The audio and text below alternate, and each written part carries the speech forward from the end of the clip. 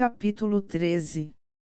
O abade cuidará do tamanho das vestes, para que não sejam curtas demais para quem as usa, mas de ajuste adequado. Regra de São Bento, capítulo 55. Parecia a Blacktooth que seu mestre se tornara obcecado pela política nômade durante um tempo de tribulação tanto para o papado em Valana quanto para a Igreja Oriental.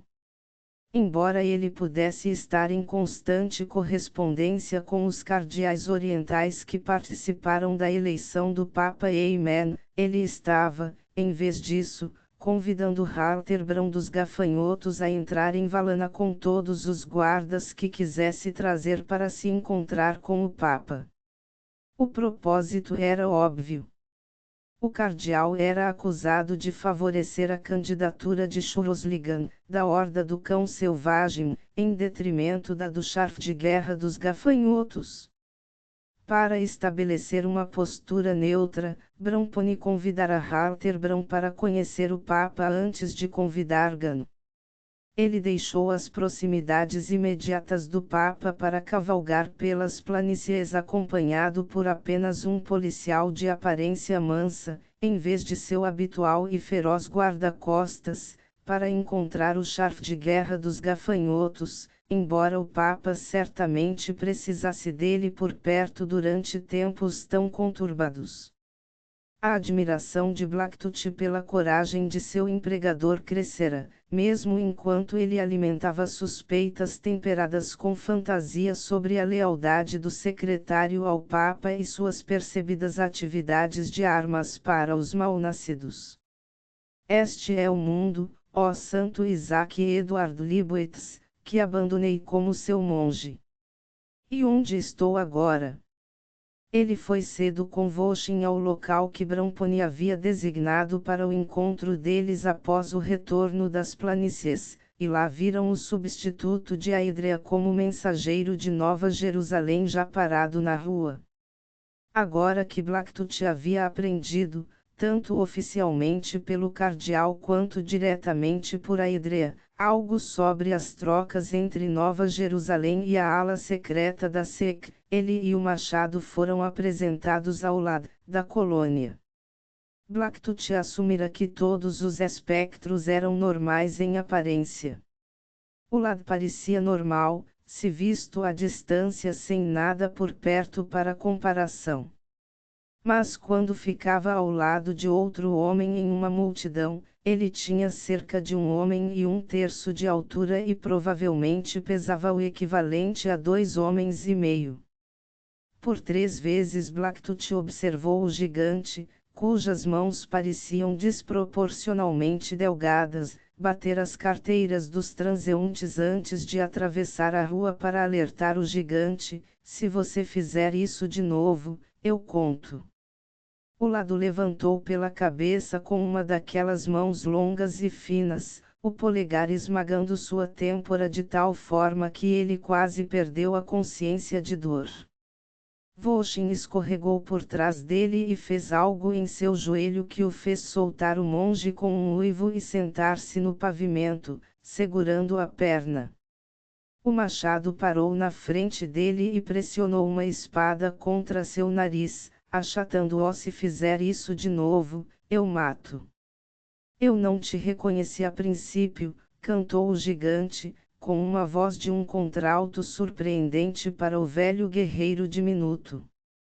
Você gosta do seu trabalho? Perguntou o machado. É bom poder vir à cidade, sim? Seu povo sabe que você é um ladrão? Perguntou o monge, recompondo-se. Faz parte do meu disfarce. As pessoas me conhecem por aqui. Não importa se eu for preso. A polícia me conhece. Eles acham que sou local, e sou, em tempo parcial. Às vezes me prendem por alguns dias, mas às vezes trabalho para eles. Eu costumava cavalgar como guarda para Aedrea.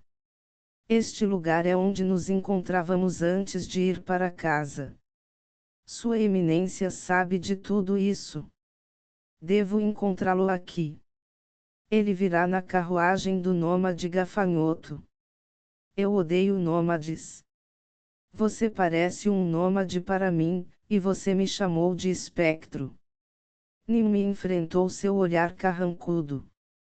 Você já viu um nômade vestindo um hábito de monge? Zombou ele. Você parece um espectro. Ele sentiu Voshin tocando seu armo, tentando alertá-lo, mas era tarde demais. O lad rosnou e puxou uma faca. Aço encontrou aço, deslizaram juntos, e então a borda da espada curta cortou o antebraço do gigante, tudo em um único movimento, desde o golpe da adaga até o corte e a queda da adaga e do sangue no chão. Eles ficaram congelados por um momento, então Voshin embainhou sua lâmina e disse: vá fazer algo pelo seu braço. Não é um corte profundo. Acho que ele tentou me esfaquear, machado. Acha mesmo? O machado riu. Bem. O cardeal me avisou sobre o lad, e ele está muito infeliz com ele como substituto de Aedre. O homem tem o hábito de ficar furioso de vez em quando. Ele é apenas temporário, na minha opinião. Os moradores de Nova Jerusalém ficaram tão enfurecidos com a rejeição de nosso mestre Aedrea como persona non grata que fizeram de Ulad seu substituto. Eles podem ser arrogantes. Porque ele não está enjaulado. Bem, primeiro, porque o cardeal quer que ele conheça este nômade que ele está trazendo para casa, e segundo, porque ele é aparentemente um guerreiro de poder e um alto oficial de um pequeno exército que deveria estar do nosso lado. Nosso lado contra quem, pelo amor de Deus? O seu primeiro e o seu segundo fazem um terceiro. Qual é o nosso lado? Ora, o lado do nosso mestre, Voshin disparou, olhando-o com severidade. Sua lealdade é uma dúvida em minha mente, irmão São Jorge. Não pense que eu não cortaria sua garganta se você algum dia o traísse. Ei, por favor. Sou eu, Blacktooth. Eu estava apenas tentando entender o pensamento dele. Isso não é da sua conta. Você é quem vai me dizer qual é o meu lugar e me manter nele, machado. Isso é novidade. Não posso lhe dizer qual é o seu lugar, mas não me deixe pegá-lo fora dele. Isso era novidade sim, e real. Foi a primeira vez que ele sentiu uma ameaça real vinda do velho guerreiro. Bramponi devia estar mais zangado do que ele imaginava. Seu medo de Voshin na abadia fora fundado em uma imaginação nervosa. Mas ultimamente ele aprendera que Voshin vivia apenas para realizar os desejos de seu mestre e proteger sua pessoa e seu bem-estar. Esse era o bem supremo do guerreiro. Blacktooth, de uma persuasão diferente em questões de lealdade, havia desobedecido seu mestre. Voshin sabia disso, pelo menos de forma vaga, porque o monge ficara fora por tanto tempo. As coisas não eram as mesmas entre eles, embora o machado tivesse acabado de salvá-lo da adaga de Ulad. Aedrea mudara tudo em sua vida. Assim que Ulad voltou com o antebraço enfaixado, uma carruagem puxada por 4 belos garanhões cinzas apareceu do leste e parou em frente à Venison House. O porta-estandarte do mastro de triunfo totêmico do gafanhoto cavalgou, desmontou e ficou em posição de sentido com seu estandarte em frente ao restaurante. Adiante surgem os estandartes do Rei do Inferno, disse Blacktooth amargamente, citando um antigo poeta. Nim me soube mais tarde que quando Bramponi encontrou Halterbram, este estava cavalgando em sua carruagem real, provavelmente de fabricação oriental e roubada durante uma incursão nas florestas orientais, e estava acompanhado por 16 cavaleiros bem armados, enquanto o próprio príncipe da igreja deixara para trás até mesmo seu formidável guarda-costas e trouxera apenas um policial de valana de aparência mansa. Bram pareceu embaraçado quando viu que o clérigo solitário era seu anfitrião, e prontamente mandou todos, exceto 2 de seus guerreiros, para casa. Assim, Bramponi voltou sozinho na carruagem com um Sharf surpreso, mas ainda não amigável. Quando o grupo desmontou, o gigante, caminhou em direção à carruagem e apresentou-se ao cardeal, que franziu o senho para ele, disse algumas palavras e o dispensou. Ele chamará você primeiro, disse o gigante a Blacktooth, e para o machado, você guardará a entrada. O lado estava claramente perturbado. Eles deveriam colocar todos os nômades na cadeia quando eles vêm à cidade. Então como eles poderiam fazer negócios? O único negócio deles é roubar. Entendo. Para você é um hobby, para eles um negócio. O lad rosnou, e Volshin cutucou o monge novamente. Ao lado do cocheiro sentava-se um nômade com um rifle longo e uma boca ranzinza. 2 guerreiros montados faziam a guarda. Um policial e um nômade desceram da carruagem e ajudaram o prelado e outro nômade a sair. O segundo nômade era mais pomposo que o primeiro. O lad ficou visivelmente decepcionado ao ver que os nômades não estavam sob custódia. 3 nômades e o policial ficaram com a carruagem enquanto o nômade pomposo e o prelado entravam para comer. A carruagem estava suja de atravessar as planícies, mas era de design e acabamento caros. Os cavalos, embora obviamente cansados, eram animais elegantes e de boa linhagem que poderiam ser vendidos por pelo menos 1000 peals como equipe. A porta da carruagem era esmaltada em azul e ouro, com um toque de vermelho no brasão que aparecia através da poeira na porta. Alguém estava falando sobre o brasão. Eles estavam em meio a um pequeno grupo de pessoas que, ao passar ou sair da estalagem, viram os nômades, a polícia e a carruagem bem equipada com sua equipe vigorosa, e pararam, tornando-se uma multidão. Blacktooth manteve um olho atento em Ulad. Eu te digo que não pode ser do secretário, dizia o merceeiro da porta ao lado. Aquelas não são as armas dele, nem de nenhum clérigo. E o lema, disse uma mulher ao lado dele, é latim, não é?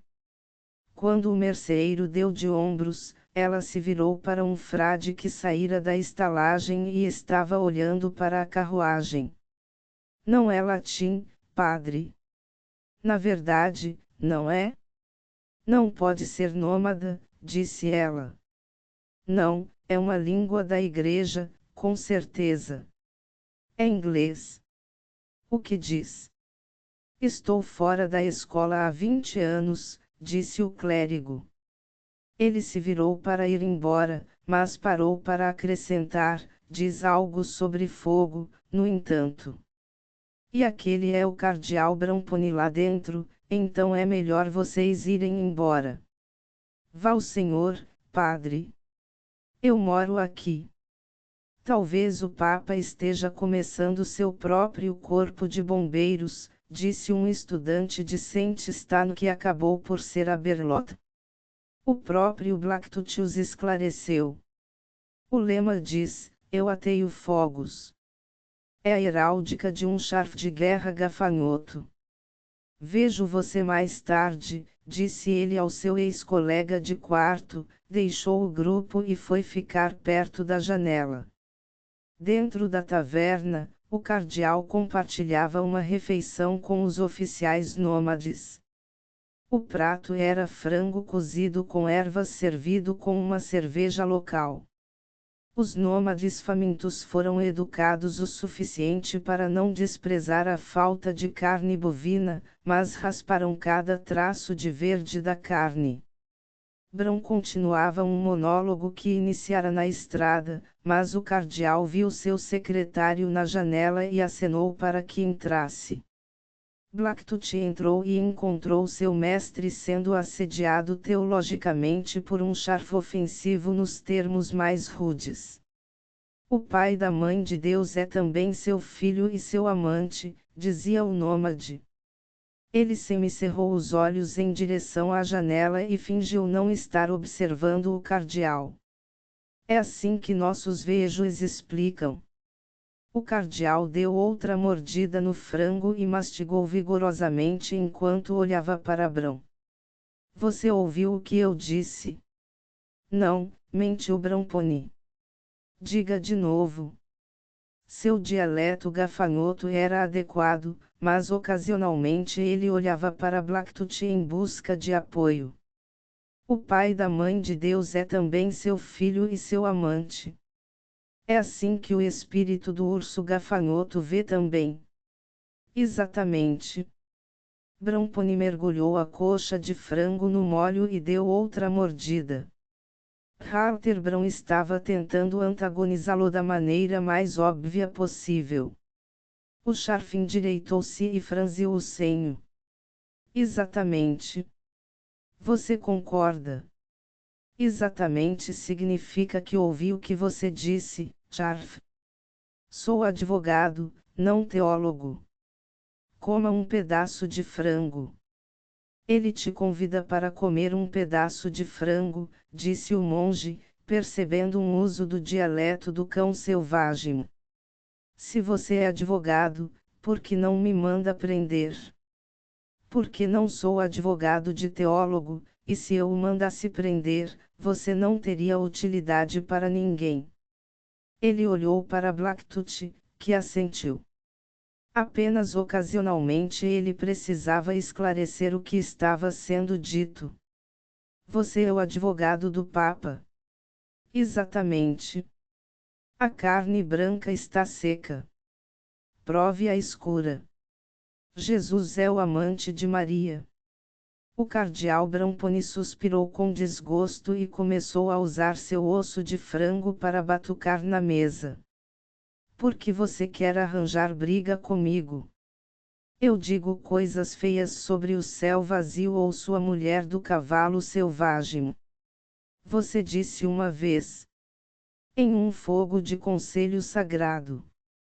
É por isso que estou falando com você desta maneira.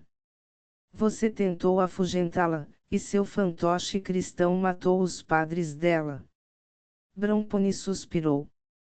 Então eu ainda não superei isso, hein? Sunovitacha não era fantoche de ninguém. Quanto a mim, o que fiz foi tolice. Eu sei disso agora, e me arrependo. Mas isso aconteceu nas áreas agrícolas, não nas planícies orientais. Não importa, a tribo era anteriormente gafanhoto. Você deve remover o sacrilégio. Como posso fazer isso? Nós discutimos isso. Você deve ir até ela. Onde? De volta à área agrícola. Não? No umbigo da terra, ela vive, o poço de criação de seus cavalos selvagens. É um lugar de fogos mortais, chamado Melduvn. Já ouvi falar. Não é onde o urso louco se tornou senhor das hordas antes da conquista. O mesmo. Qualquer um indicado para o parentesco sagral tinha que ser escolhido por ela naquele lugar. Após a eleição, cada um tinha que passar a noite naquele lugar à luz da lua cheia. Assim será novamente. Um novo Caesar de Araivdar será escolhido. Um de nós três. É também o lugar onde julgamos homens acusados de crimes, um lugar de provação. Muitos nunca saem vivos. Muitos saem doentes e perdem o cabelo. Poucos emergem com saúde plena. Você cometeu um crime aos olhos de nossos vejos e de nosso espírito do urso, Bramponi. E se eu me submeter à provação? Haverá uma aliança, se você viver. E paz com o cão selvagem. Não importa quem seja eleito senhor. Bram balançou a cabeça, parecia confuso. Como Caesar de Araiverdar, interveio Blacktooth. Ah, não há dúvida sobre isso. As velhas sabem melhor. E o Ginfujaivurn?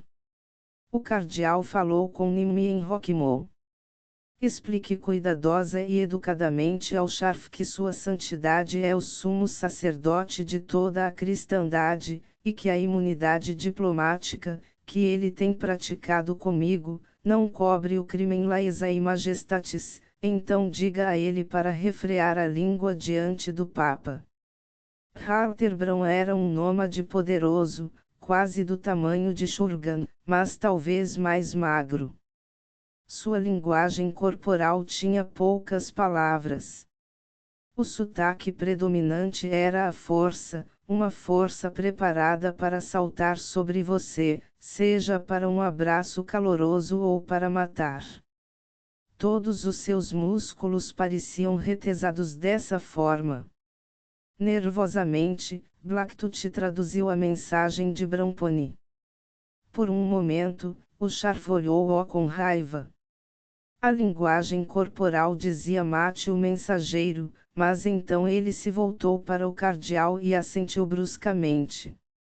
Naquele momento, o lad se abaixou para entrar pela porta e atravessou, como uma massa agachada de músculos, em direção à mesa.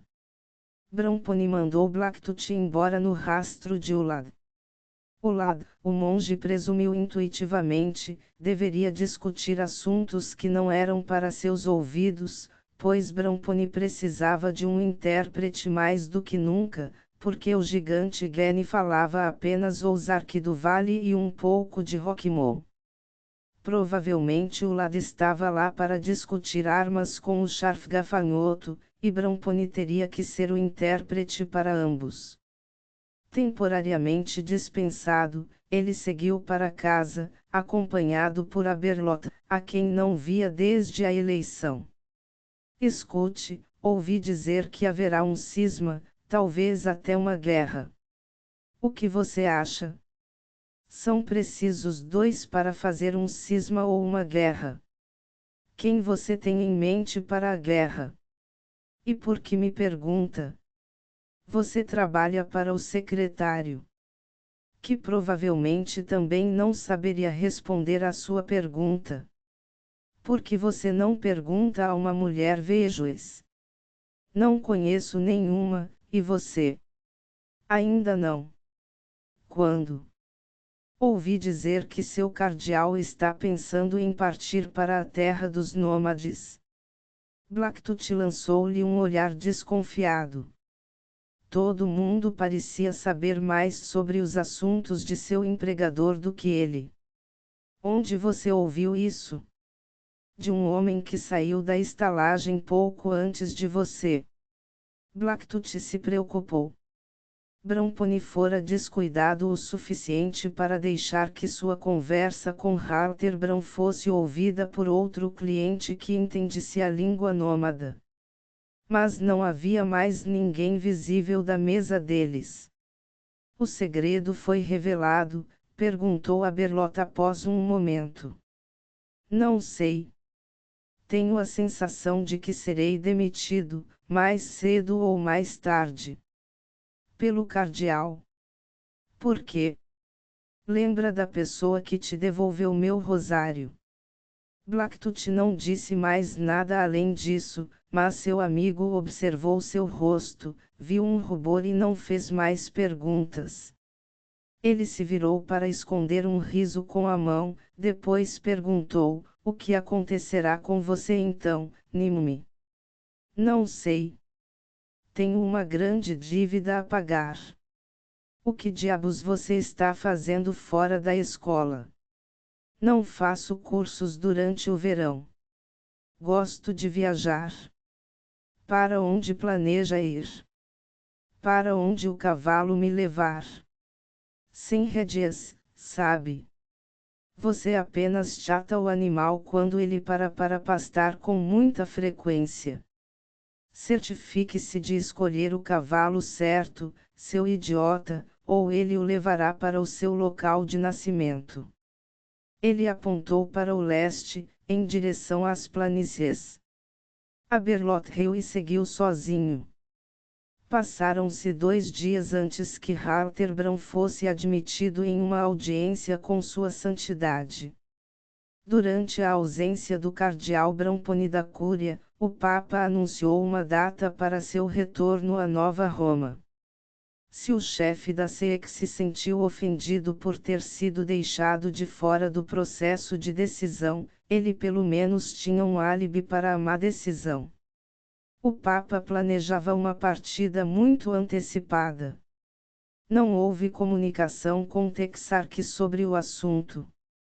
O Papa usou sua entrevista com Halterbrand para enviar a bênção apostólica ao povo vejões e ao espírito do urso dos gafanhotos, e para pedir permissão para cruzar as terras dos gafanhotos em seu caminho para Nova Roma. Graciosamente, o chefe de guerra prometeu que 100 guerreiros escoltariam o grupo do Papa assim que ele emergisse das terras do cão selvagem. Bramponi ouviu isso em silêncio, mas deixou claro para todos que não acompanharia a expedição, tendo negócios urgentes tanto nas planícies quanto na própria Texarque. É meu desejo torná-lo vigário apostólico para as 3 hordas, disse o velho Papa Negro ao diácono vermelho no dia seguinte. Bramponi chegou a perder o fôlego, ninguém notou, e os poucos membros da cúria que estavam presentes trocaram olhares assustados. Houve um longo silêncio, porque o que o Papa acabara de dizer causou uma avalanche mental. Primeiro pensamento: transformar o território de todas as 3 hordas em um vicariato apostólico era abolir o status de facto da horda do Jack Rabbit como missionários da Arquidiocese de Texarque. Isso acabaria com a autoridade do arcebispo na província e o forçaria a retirar seus padres missionários de lá ou deixá-los submeter-se a uma nova autoridade. Segundo pensamento: isso enfureceria Benefez, não importa quem fosse nomeado. Mas Bramponi. Terceiro pensamento: antes que Bramponi pudesse ser nomeado vigário apostólico, ele teria que ser ordenado e depois consagrado como bispo de uma antiga diocese extinta, pois ele seria o equivalente a um bispo em uma área missionária que ainda não era uma diocese. Blacktooth lembrou-se das próprias palavras do cardeal: fui chamado para ser advogado, não padre, e é isso. Bem, Elia. Você aceita? Santo Padre, não creio que eu tenha vocação. Nós estamos chamando você. Agora mesmo. Foi a primeira vez que Blacktooth ouviu Amen usar o nosso pontifício, exceto no latim formal. Com grande dignidade, Bramponi prostrou-se diante do velho, mas ainda assim não disse nada. Ele permaneceu assim até que o Papa interpretou isso como consentimento, enquanto era, como pareceu a Blacktooth, apenas submissão. Levante-se, Elia. Vamos providenciar sua ordenação, consagração e enviá-lo em seu caminho até a próxima semana. Se o fizermos discretamente, você poderá ir à convenção nas planícies antes que Benefez saiba. Mais tarde, a pedido do cardeal, Blacktooth explicou a situação a Halterbrand antes que o Scharf deixasse a cidade. Ele será o representante do Papa para todas as hordas, e governará todas as igrejas e missões tanto ao norte quanto ao sul do Neidian. No entanto, você não deve falar sobre isso antes que seja realizado. O Scharf balançou a cabeça. Ele não será aceito pelos gafanhotos, rosnou Bran, comentando sobre a nomeação, a menos que seu mestre faça as pazes com o Ginfujaivurn, como prometeu. E o espírito do urso deve ser consultado.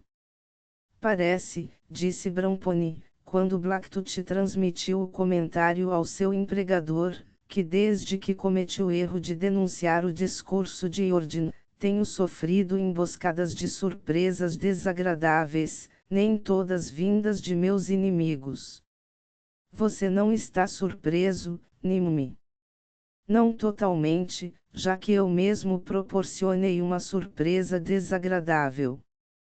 Foi o mais próximo que ele chegou de um pedido de desculpas, mas o cardeal apenas olhou para ele com curiosidade.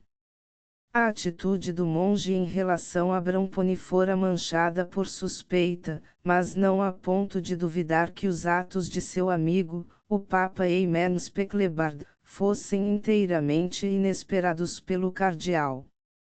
Talvez tivesse sido o cardeal Sorlinaugnatou Ilamblese quem, durante a ausência de Bramponi, tivesse sugerido a Eamon transformar todo o território nômade em um vicariato apostólico, para ser governado como uma diocese seria, mas por um bispo diretamente responsável perante o Papa, encerrando claramente o papel de facto da arquidiocese de Texarkey como missionária na província conquistada.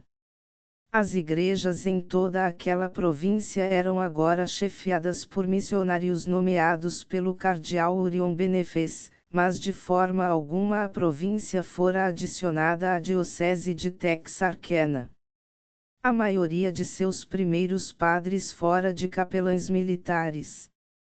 Mas criar um vicariato dominado pelo Papa a partir de todo o domínio das três hordas era privar Benefez de poder e receita em metade do domínio de seu sobrinho. Poderia um santo e velho eremita ter tal ideia sem uma força sinistra ao seu lado? A força sinistra poderia de fato ser o Espírito Santo, até onde Blacktooth conseguia distinguir. O velho era, como Santo Liboetes costumava dizer, independente como um porco no gelo. Era uma ideia louca o suficiente para ter vindo de Deus ou de Speklebard. Ou, como Orion Benefez poderia dizer, de Satã ou de Bramponi. O próprio fato de o diácono vermelho se tornar um arcebispo da noite para o dia tornava evidente, para quem quisesse pensar assim, que a promoção fora um golpe, extraído com a astúcia de um velho e louco pretendente a papa que começou a governar antes de ser legalmente eleito.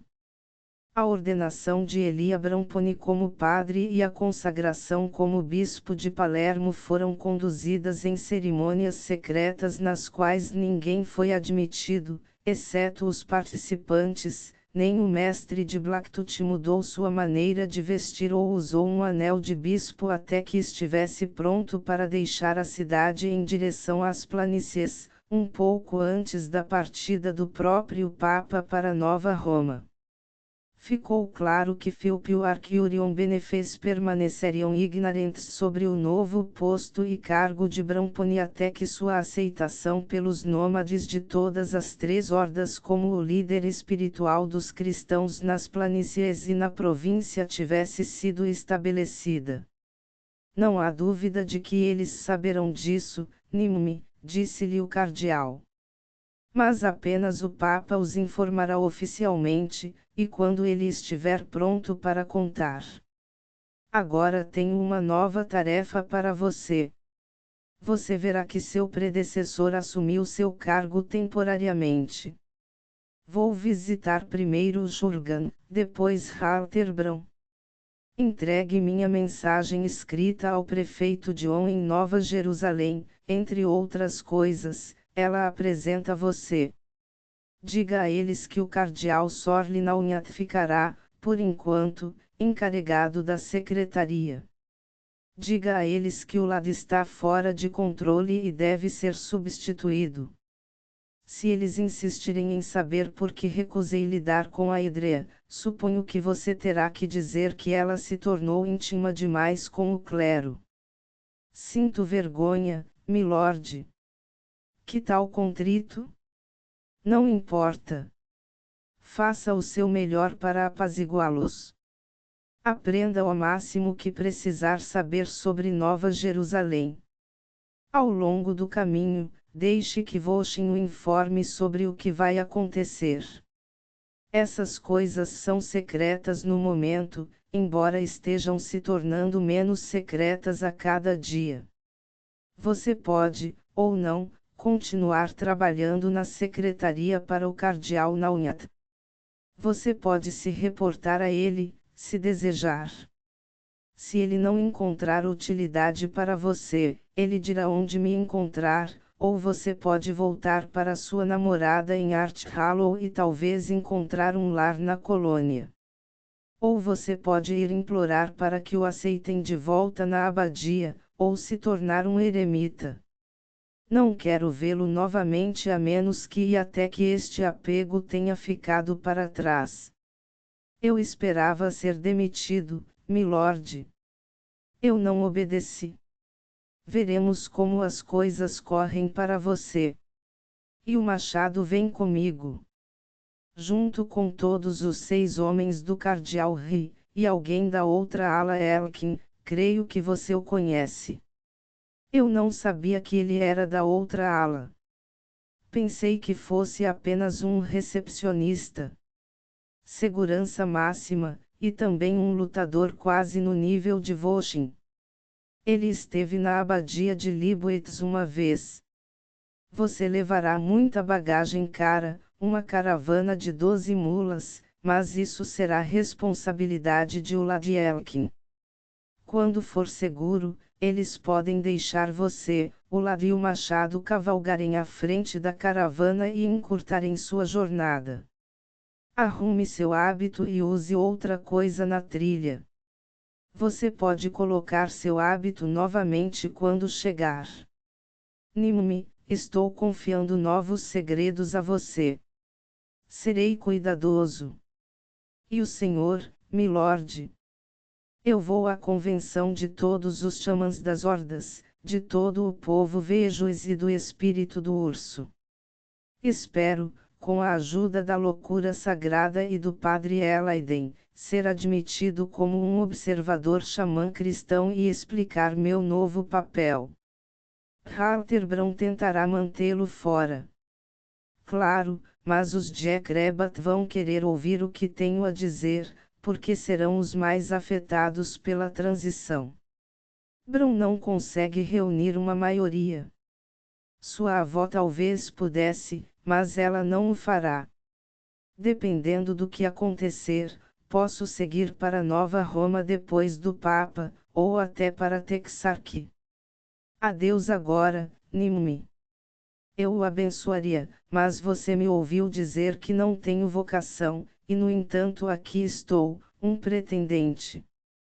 Milord, eu sei pela história que, era uma vez em uma igreja muito anterior, uma vocação para o sacerdócio significava um chamado do bispo, não necessariamente um chamado de Deus. E eu ouvi o próprio bispo de Roma chamá-lo para ser aquilo que o Senhor agora se tornou por ordenação e consagração. O cardeal sorriu. Obrigado, Nimue. Abençoo você, então, até amanhã. Blacktooth curvou-se para beijar seu anel, mas o cardeal evitou seus lábios, apertou sua mão, disse, diremos adeus novamente amanhã, e partiu. Nimue viu-se à beira das lágrimas e começou a rezar enquanto caminhava em direção à igreja mais próxima. Bron pôs fora para ele como um pai nômade gentil que nunca estava bêbado, enquanto o abade Gerard fora como um tio nômade mais severo, sempre julgando e encontrando falhas. Mas ele sentira falta deste último, sabia que sentiria mais falta do primeiro.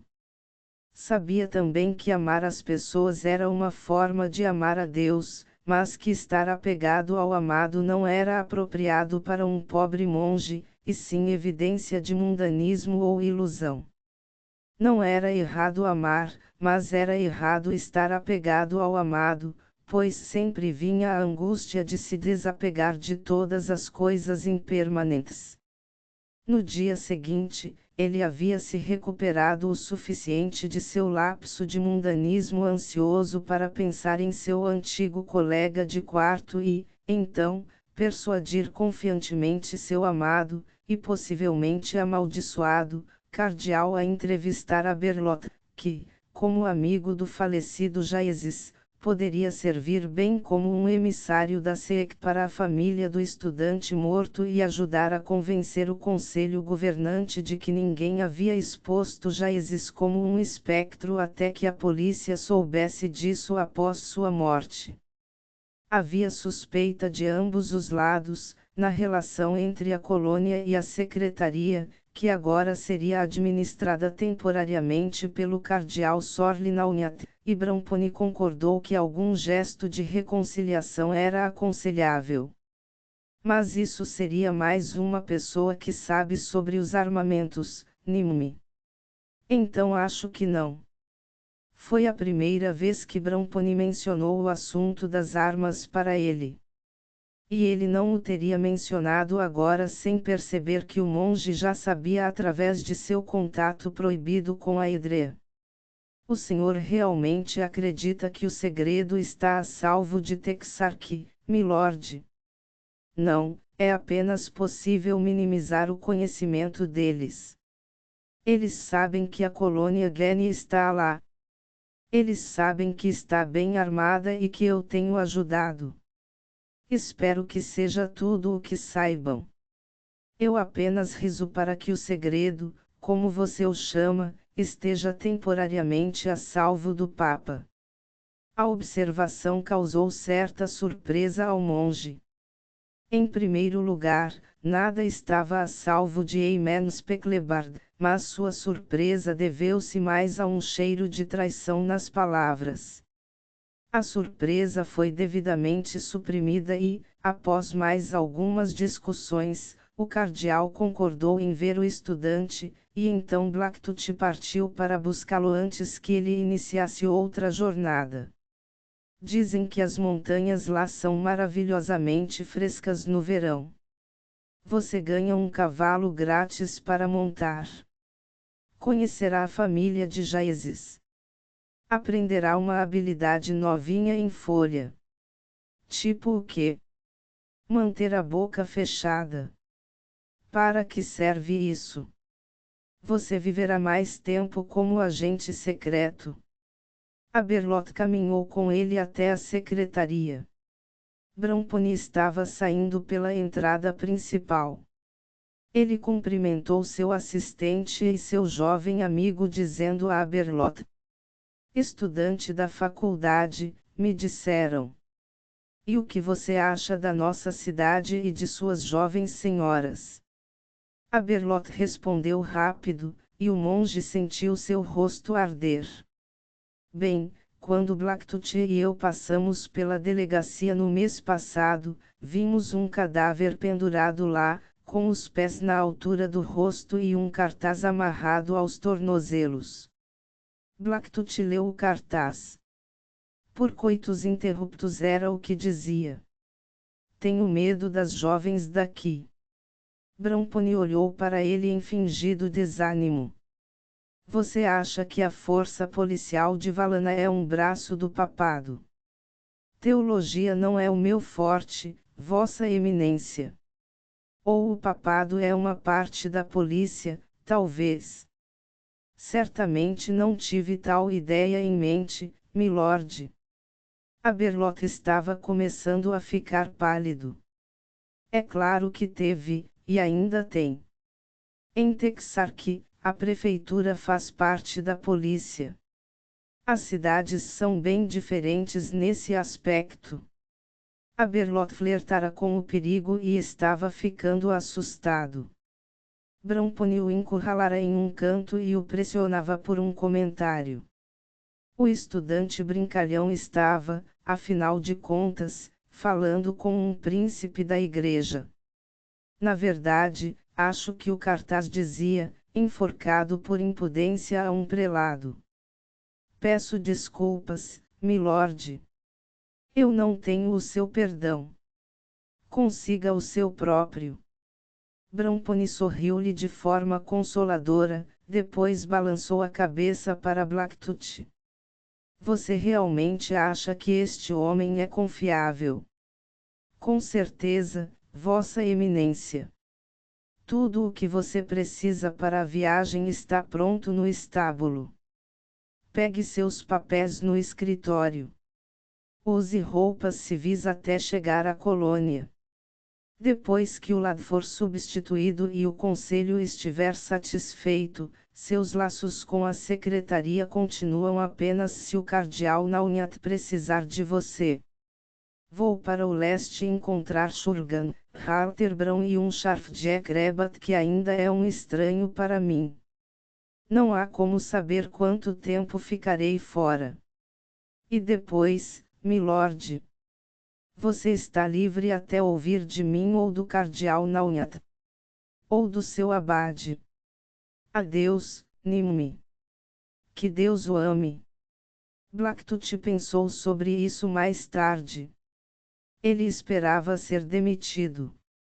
O que mais surpreendeu o monge não foi a tolerância de seu mestre para com a impudência, ou mesmo sua aprovação casual de Aberloth, mas sim que Aberloth tivesse olhado para este cardeal entre cardeais e se sentido seguro ao ser impudente.